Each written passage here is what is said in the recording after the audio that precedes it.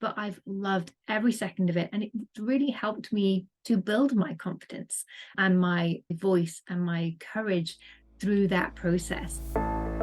Hello and welcome to the Driven Female Entrepreneur Podcast. I'm your host, Melita Campbell, award-winning business coach, best-selling author, value whisperer, and founder of the Dream Clients Blueprint, the proven system that guides you in defining, communicating, and selling your true value with ease and authenticity so you can feel proud of the positive impact that you are creating. Each week on this show, I share practical business building advice from my own experience and those of a range of successful women. My aim is to help you dream bigger and achieve more by learning from what works and gaining practical tools, tips, and insights that will help smooth your path to success. Today, I am super excited because it's my 150th episode of the Driven Female Entrepreneur Podcast. I cannot believe we've got this far so quickly. It's gone in a snap. So today I thought I would share what I've learned about podcasting over those episodes and what you can learn from my experience to help you appear on more podcasts, maybe set up your own podcast, because I think it's a wonderful marketing strategy, something that I've really, really enjoyed, even though I'm an introvert, even though I grew up the shy girl, and that appearing on camera, interviewing thought leaders was never something I thought that I would say that I do on a weekly basis, but I've loved every second of it. And it really helped me to build my confidence and my voice and my courage through that process, and built my brand and business alongside that, of course, as well. So where to start? Well, this journey began 2 years ago when I heard one time too many from female entrepreneurs that I was speaking with that they felt alone, that they felt they were the only one that had their experiences, that they were the only ones to be struggling with certain things. Everyone else finds it easy. And I thought, that's not true. Everybody's struggling. No one has the perfect roadmap, certainly not from day one. We're all out there doing the best we can with the information we have at the time. And sometimes that works first time, happy days. Sometimes it doesn't, but we learn and grow through that process. So I wanted to showcase female entrepreneurs and also what their experience has been like, to draw the curtain back on what it means to be successful in business, what it really takes to get those bumps and bruises that will take you ultimately to success. So that's why I started the show, and my guests have been incredible. They've shown all of that and so much more. They've all been, without exception, so open and honest about what their real life experience has been of growing a business in different ways, and then sharing those lessons with you and their practical expertise when their expertise really aligns with business growth as well. I had so many fears when I started out. I didn't know if I could do it. I didn't know what I was letting myself in for. But I think looking back, that whole experience has been easier and harder than I thought. So easier because it didn't really take much to get started. I bought a microphone and a good camera, which I've subsequently lost. I don't know what happened to that, but I've upgraded my computer, so it's all good. I already was clear about my audience and who I wanted to create this podcast for, which is my core niche, women who are 35 plus, less than 5 years in business. They're ambitious, but they want to make a difference on their own terms. They want to make good money so they can do good things. So that was my niche, and that hasn't changed. Their artwork and graphics were relatively straightforward because I already had a great brand, thanks to Sapna. You met her in episode 50, where she talks about building a brand and getting visible. And also she came back in episode 127 and shared her more recent experience of breast cancer and that journey, along with 3 others. That episode I thought was going to be my hardest to do. I thought it was going to be really difficult, challenging, emotional, sad. It was none of those things. It was so much fun. It was really easy. The women were so open and uplifting and empowering. If you haven't watched that episode, go back, 127. It's really wonderfully uplifting. And I think it's got so many incredible life and wellness lessons for everybody. I was also worried before I started that, right, where am I going to find guests? Who will I ask? What if they say no? And so far, no one has said no. And before I started my podcast, I spoke with other podcasters and got their best practice. So that really helped me to put some good processes in place from day one, like having a simple form that guests can fill out in advance. It gives me all the information I need and I can share easily with my team.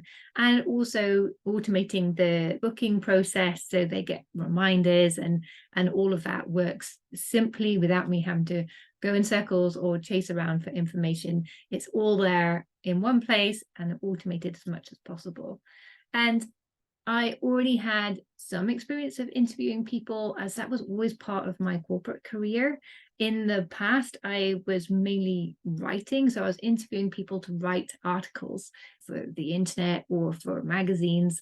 But I didn't have to be visible myself. There were no audio recordings or videos. So that has been quite different. But the experience of setting up an interview, creating a storyboard, listening out for, did they actually answer my question, and reframing the question to get the value that I want for my audience out of that, that has been a big help for me. And maybe that's why I felt going to interviews was an easier start point for me. But I really enjoy them, and I know my audience enjoys the interviews as well.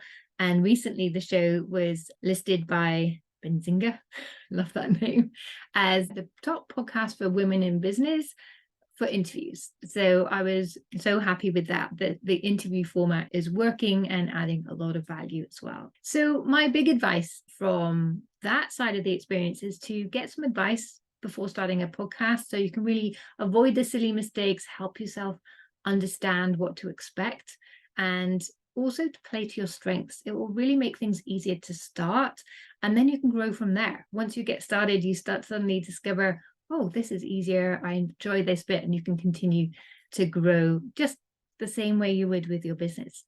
The aspects that were harder than I thought were my mindset. That gets in the way from time to time, as always.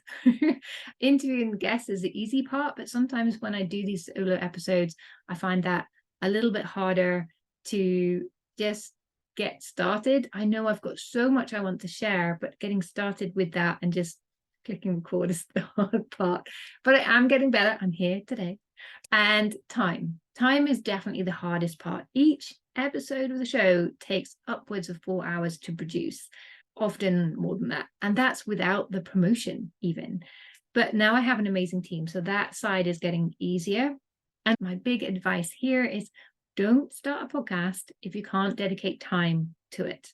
However, batching content and having a few simple processes can help a lot. And building a team to help you is really a game changer once you can do that. Also, you don't need to release episodes every single week like I do. You can just go with whatever regular schedule works for you. Maybe it's every 2 weeks or once a month. You can also do seasons. So maybe you release 10 episodes around a theme once a year. You can go with whatever works for you. There really are no hard and fast rules. I went with weekly because I feel I need the discipline to keep doing it. So for me personally, having that regular weekly schedule works best. And looking back, would I do this again? Yeah, 100%. My podcast has helped me to build my brand, and it's brought me a lot of recognition and credibility that I probably wouldn't have had, or not as fast.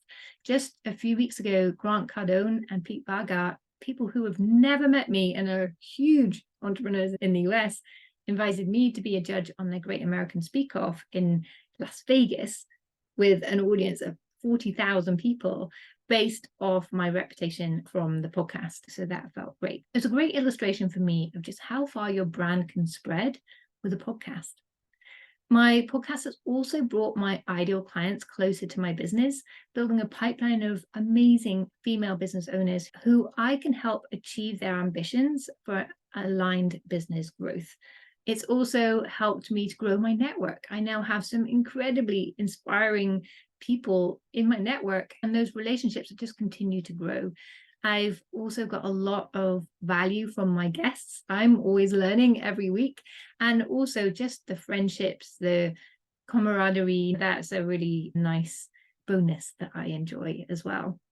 So yes, I would totally do my podcast all over again, and I have no plans to stop soon. So I'm looking forward to seeing where our next episodes will take us. A popular question I'm asked on the show is, how do I find guests for the show? And these come from a few different areas. Maybe you want to know where I find guests or where podcasters go to get guests so that you can find guests for your show, or maybe you want to be on more shows and you want to know, where do podcasters look? Where do you need to hang out? So I find guests from various sources. My favorite is coming from my existing network, people that I'm already following, people who I already know add value. And I also look for people with interesting points of view that I think will also be interesting for my audience and offer something different to what we've already talked about. So Ricky Arundel, who will be on the podcast next week, is a classic example of this. She talks about inclusion from a different perspective to other members of my network who are all about female diversity. She's more in the LGBTQ community. So I really like the post that she was putting out, and I believe that she could add a lot of value. We have a really interesting discussion, which we really, really did. So I'm looking forward to putting that out next week.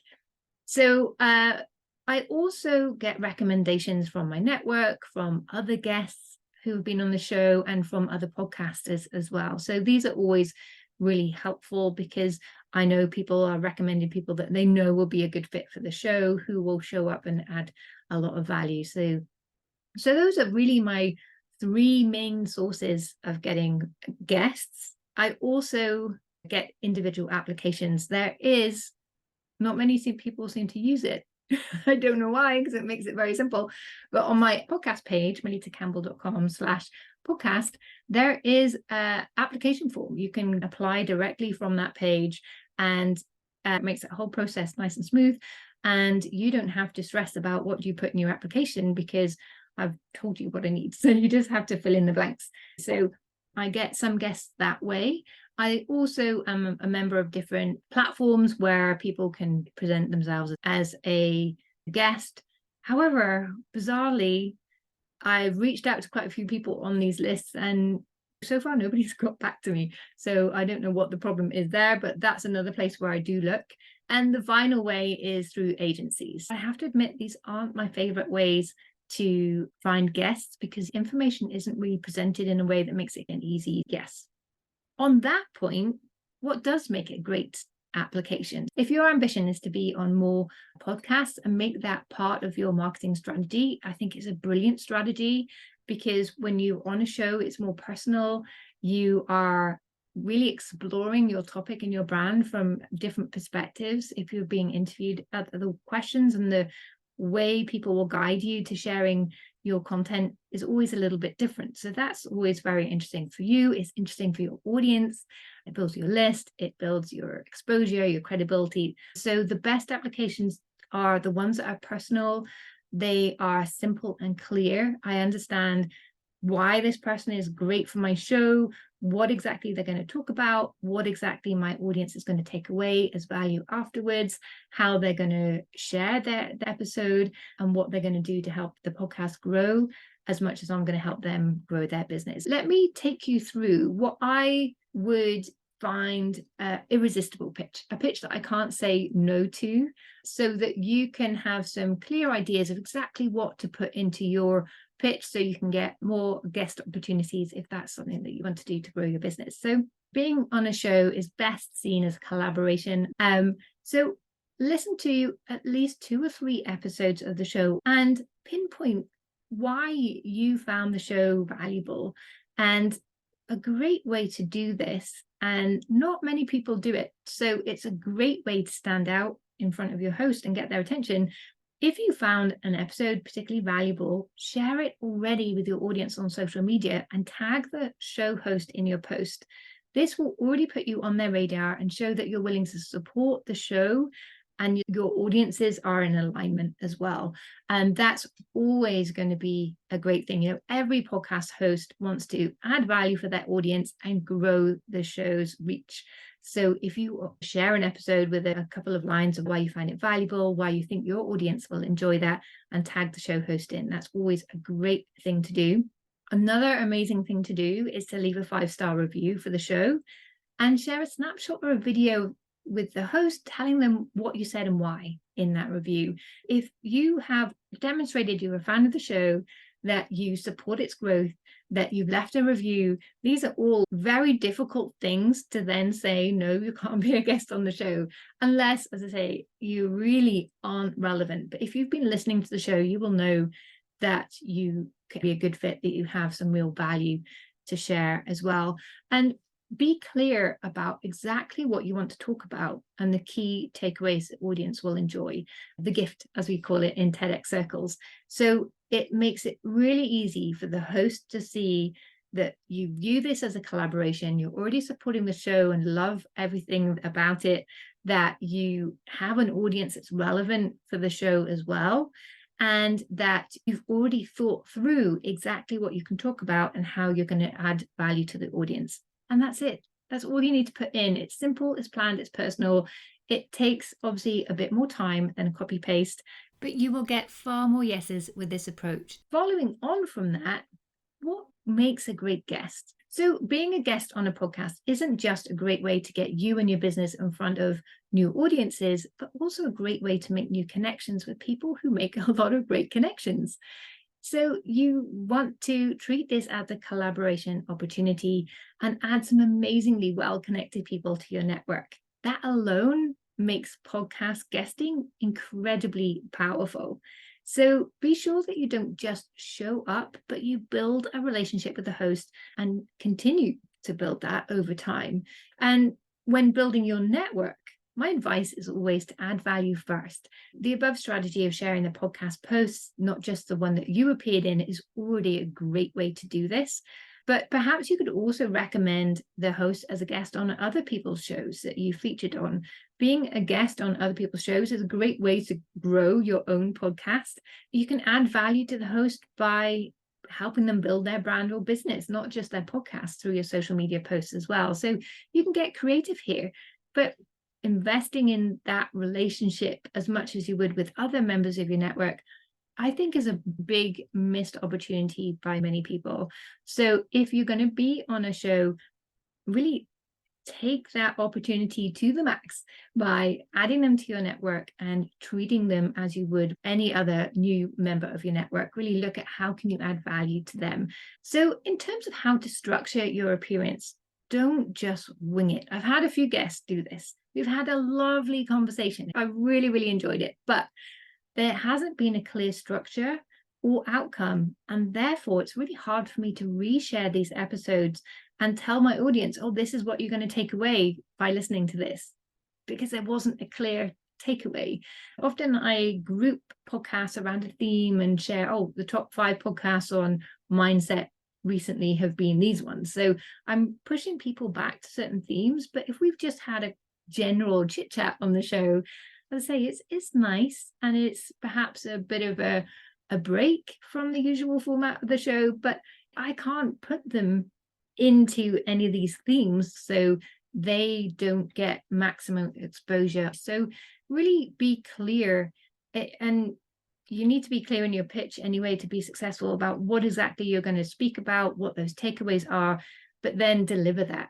And that then makes it much easier for the host to talk about, gosh, this person came on and they shared these incredible things. You'll learn this, that, and the other. Come and listen, and people will show up and listen more. I think the best guests in that respect are those who have one clear message with a nice, simple framework that they can share with the audience and some actionable tips around that framework. And if they share personal stories around how they discovered that framework, that's all the better. It really makes for a lovely conversation. Fifi Mason is a recent example of a guest that did a great job in this respect. She showed up in a way that was fully aligned with her brand as a visibility coach for introverts. She shared a clear framework and some powerful, actionable mindset shifts. And she also shared her personal story behind why she does what she does. It was really great, very clear outcomes, very easy for me to talk about, to promote over and over again as well. It's also great when a guest has some clear next steps for anyone who wants to know more about the subject they covered or get more of their advice. Don't feel you can't promote something on the podcast. However, it's better if that's a smaller logical next step from what they've just shared than and if you want to buy from me, here's my product kind of thing, or book in a sales call with me. That feels like a bit of a big step, but if you've planned out your structure, your framework, what you're going to share, then the next step you can offer from that should be relatively straightforward to find. And after your episode is published, share your episode far and wide and tag in the host in your post so they can support you. And that will also grow their audiences too. Remember, collaboration. It's a perfect win-win approach. You can share the video, if there was one, on your YouTube channel, create a blog post around your interview, linking back to the show. There are lots of ways to leverage your interview. So really have fun with that and get creative. And if you've had a great interview and shared great advice that aligns with your business, brand, and offers, then don't just promote these once. Promote it on a regular basis. It's amazing, evergreen content, and it's personal too. So you can really connect with your audience and bring new people into your list. I do this with all of my appearances on other people's shows, and my audience love it. And my personal audience keeps growing because of it, and I get more people interested. And as I say, that interview format, being on someone else's show, it really builds your brand, and it's really personal. So you have that connection with your audience. So don't just appear on podcasts. Be sure you promote your podcast and promote it over time as well. And we're always thinking, what shall I be sharing on social media next? If you have a few podcast interviews, then that makes it much easier. You already have all this ready-made content, so make full use of that. So what's next for the Driven Female Entrepreneur podcast? After 150 episodes, I am still very much in love with my show and all the amazing guests I get to meet each week. So I don't have any plans to stop here, but there may be some shifts coming up in the future. So I plan to do more solo episodes on the show. I'd really love for the show to become a complete guide to building a thriving business. So I'll be sharing more of my insights and frameworks around exactly how to do this, especially when it comes to defining and communicating your true value, as this is something that I see as such a core piece of the success puzzle, but it's also something that too many business owners struggle with or miss completely.